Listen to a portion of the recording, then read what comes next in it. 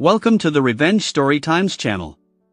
My children and I reread the letter once more, and it seemed to say everything we wanted. My teenage children hugged me, and my daughter was the first to look up at me. "Dad, do you think she'll make the right choice?" she asked thoughtfully. I frowned. "I hope so, for all of our sakes." My son looked at us. "That's unlikely," he said sadly. "Well, who knows? Your mother might come to her senses," I replied, without much conviction. After saying that, we packed our bags and suitcases and headed to our house by the sea. We were planning to go there for the weekend, so now, will it just be a move? We'll see. The cameras in the house were set up to capture everything happening inside, with a live feed accessible on my phone. 2 hours later, as we were unpacking our things, my phone notified me that there was someone in the house, specifically in the kitchen. The alarm had gone off, and the remote camera activated. We saw my wife reading the letter alone, and then we saw her collapse to the floor. The letter to my future ex-wife read, "Despite the fact that this past year or thereabouts has been difficult because of money and our problems, I'd like to think that we still had each other's backs. But it seems I was mistaken. For some time now, our kids have been telling me how distracted you've been. Honestly, I was so busy watching over the kids and handling all the issues at work that I admit I took my eye off the ball and should have noticed that something was wrong. Your family also saw how distant you were at our last family barbecue. Hell, everyone kept looking at you, but you ignored us all, focusing only on cooking and your phone. Your father kept asking me what was going on, and honestly, I didn't have an answer. When I tried to talk to you, it was like talking to a brick wall. Your sister spoke to me privately, and she told me about a man at your work, a man you seem to happily interact with, much younger and more fit. You don't talk to the kids, you don't talk to your parents, and even my parents are worried about you. I know my mother tried to speak with you, but she got no response. Right now, I'm away with the kids, combining a vacation with a business trip. The kids understand what I'm doing. The deal I'm working on is crucial for all of us. It secures our financial future, which in turn ensures we can do everything we want, fulfilling all our promises. However, the kids are old enough to understand that this could be where our paths may diverge. 25 years ago, you said yes when I asked you to marry me. From that day on, I've loved you with everything I have. I know I don't always express myself well, but I want to tell you here and now that my love for you is absolute. However, if you do something foolish, break your vows, and cross a line from which there's no return, then it's over between us. So the choice is yours, stay faithful, and we can talk through and clarify what you want from our marriage. But whatever you decide, my one requirement, my non-negotiable demand, is loyalty. If you can't agree to that, then it's over between us. I've already prepared the papers, everything depends on your choice. Do what your heart tells you, and for heaven's sake, don't think with any other part of you that I know you have. I know you have a date planned with your friend. If you sleep with him, then your entire family will be informed of our divorce, and yes, I will explain to them why, to everyone we know, I'll tell them why we're divorcing. Well, now it's all in your hands. I hope you'll pull your head out of the sand and send your boyfriend packing. But as I've already said, if you sleep with him, you will ruin us all and destroy our marriage. Alright, it's your choice. Choose wisely. Just so you know, I'll track down your boyfriend and make it clear to him that he needs to back off. And if he doesn't, he'll regret seducing a married woman. I won't admit to anything, but he may not look quite as handsome after I'm done with him. Your husband and children. At first, I was a little stunned. This wasn't supposed to happen. Seeing my wife faint wasn't part of my plan. I watched for a few more minutes, and finally, she moved and sat up. Then she slowly stood, and I saw tears streaming down her face. She picked up the letter again and reread it, seeming to snap back to reality, and then started shouting at herself loudly. "What a foolish, stupid creature you are, you damn idiot," she muttered to herself. She looked around the kitchen, and when she saw my wedding ring on the table, she cried out in pain, "What have I done? I'm such an idiot. I hope it's not too late." She continued berating herself, then there was a knock at the door. She turned and walked from the kitchen to the front door. On the way, as she passed by our set of kitchen knives, she picked up the largest one and headed toward the hallway. The hallway camera began recording, and I saw my wife open the door. A young man, likely around 20 years old, staggered through the entrance. He regained his balance and spread his arms wide. "Bibi, I'm here now. Where's your little husband?" My wife stepped up to him and pressed the knife to his throat. "You have no idea what you've done. You've destroyed my marriage, and now it looks like most of my family will disown me. I was damn foolish. I gave in to your pressure, almost convincing myself I had the right to sleep with you. I'm such an idiot. Now everyone at work is probably laughing their heads off." A look of horror crossed his face. He had come to see his lover, but now he was standing face to face with a devil. "Thank God I only kissed you," she said. "When my husband speaks to me again, as a husband or an ex-husband, I'll tell him how you tried to convince me I needed your big size. I'll tell him it took you a year just to finally persuade me to even consider sleeping with you." He stepped forward, trying to push her away, but instead, my wife pressed the blade even deeper into his throat. I saw a thin stream of blood trickling down the blade. "You bastard, I have nothing left to lose. My life is over, so slitting your throat will be quite satisfying. Once you bleed out, I'll cut off your manhood, so you can enter hell as a eunuch. And now, back away slowly, open the door, and leave. And don't ever come near me at work or anywhere else." He slowly backed away, his trembling hand opening the door, then turned and almost ran down the driveway. Then I saw the door slam shut, and then my wife leaned against it, tears streaming down her face. Then she suddenly stood up and seemed to notice the evening dress she was wearing, one I hadn't bought her. She took the knife and sliced the dress, leaving herself in the black lace lingerie that I had bought her. She ran upstairs, and the bedroom camera turned on. She went to my closet, picked out a shirt she had bought for me, put it on, then went to her own closet and put on an old pair of jeans.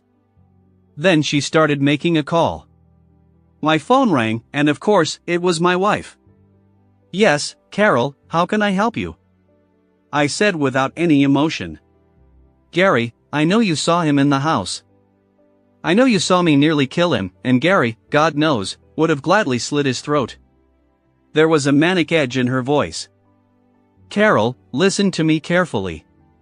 Our kids don't want their mother in prison, and they also don't want me in prison. I can see you're not thinking straight, so I'll tell you what to do. You're going to contact all our families and apologize to them for being a pain for the past year." "Gary, yes, of course, I'll do that. Gary, I'm so sorry. I've been such an idiot. You know I didn't actually sleep with him, right? If I'd even suspected for a moment that you had actually slept with him, we wouldn't be having this conversation," I said with a tense voice. "Now, do as I say. Contact everyone we know and apologize to them, and tell them exactly why we're not together. I want everyone to know how foolish you've been." "Yes, Gary, I'll do everything you said. Gary, just so you know, I really do love you, and if you want a divorce, I won't stand in your way. It's the least I can do, but please don't erase me from your life." She ended the call and then proceeded to contact her family, my family, her coworkers, and then our friends. My phone went crazy with 20 messages from friends and family, texts from my wife's colleagues, and various people I didn't even know, but the general message was the same: how foolish my wife was and how she could have done such a thing. My wife looked utterly shattered. It seemed that every person she spoke with struck her like a blow. Eventually, she just laid down, and I saw her lying still. I zoomed in and could see that she was barely breathing. Then I sent a message to her phone: "Don't give up. Take care of yourself, and when you're rested, pack a bag and come here. We need to talk." At the same time, I sent a message to a friend from Eastern Europe.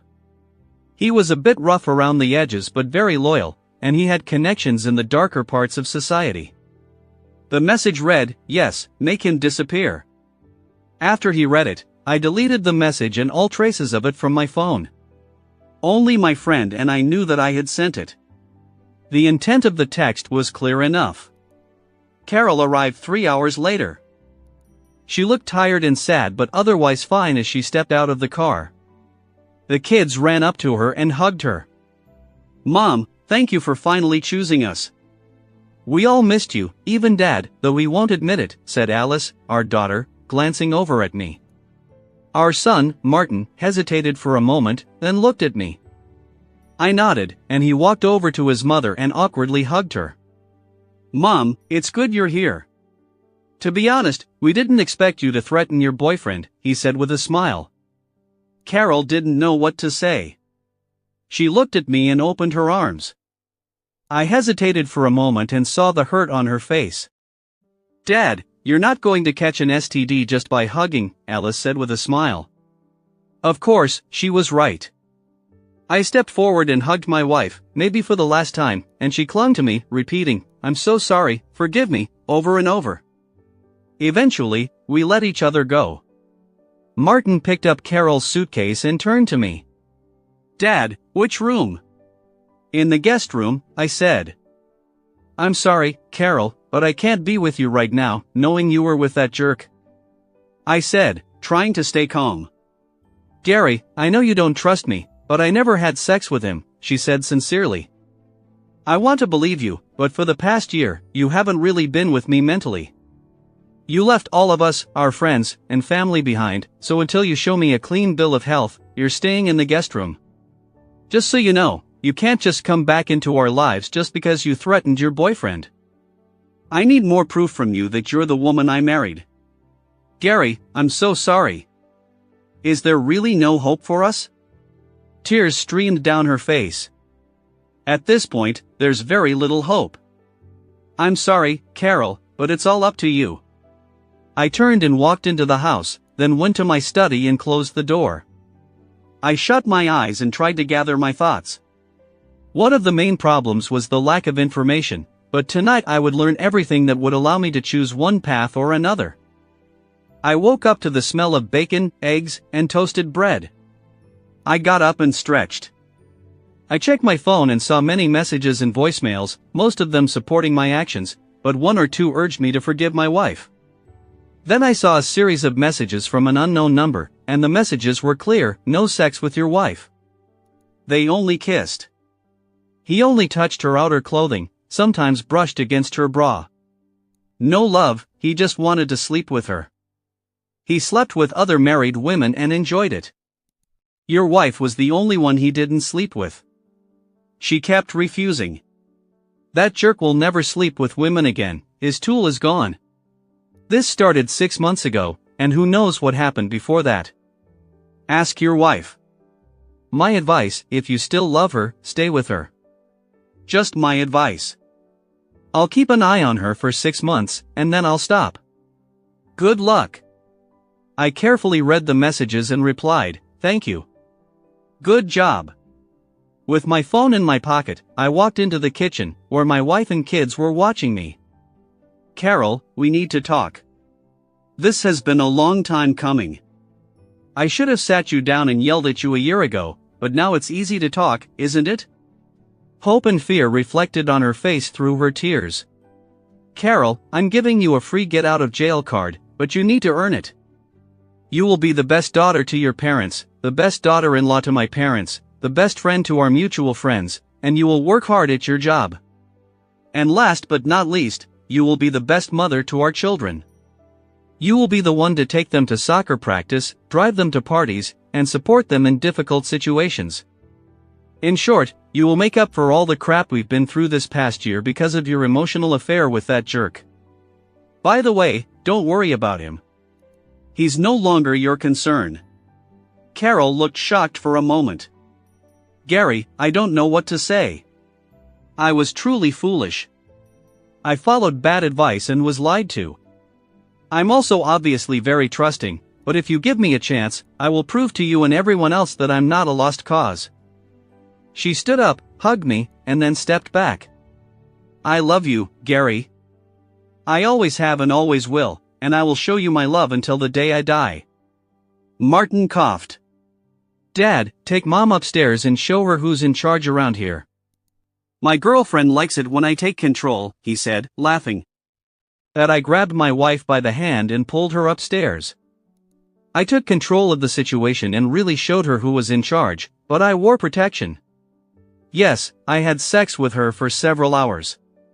By the end, she could hardly walk or talk, but she had the widest smile I had seen in years.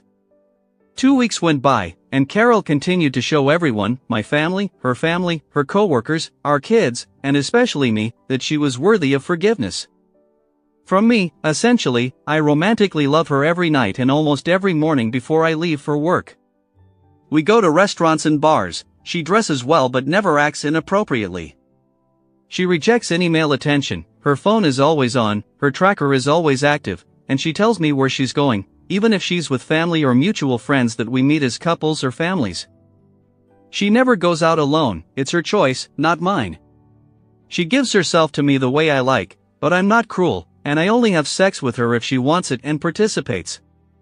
Do I? And the doctor who checked her for STDs really asked about her sex life and other lovers.